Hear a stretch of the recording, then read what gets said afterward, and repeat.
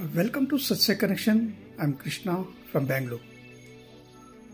ಬೆಂಗಳೂರಿನ ಯಲಹಂಕ ಹೊಯ್ಸಳ ಕ್ರೀಡಾಂಗಣದಲ್ಲಿ ತಾಲೂಕು ಆಡಳಿತದ ವತಿಯಿಂದ ಆಯೋಜಿಸಿದ್ದ 78ನೇ ಸ್ವಾತಂತ್ರ್ಯ ದಿನಾಚರಣೆ ಕಾರ್ಯಕ್ರಮದಲ್ಲಿ ಈ ಕ್ಷೇತ್ರದ ಬಿಜೆಪಿ ಶಾಸಕರಾದ ಎಸ್.ಆರ್. ವಿಶ್ವನಾಥ್ ಅವರು ಭಾಗವಹಿಸಿ ಧ್ವಜಾರೋಹಣ ನೆರವೇರಿಸಿದರು.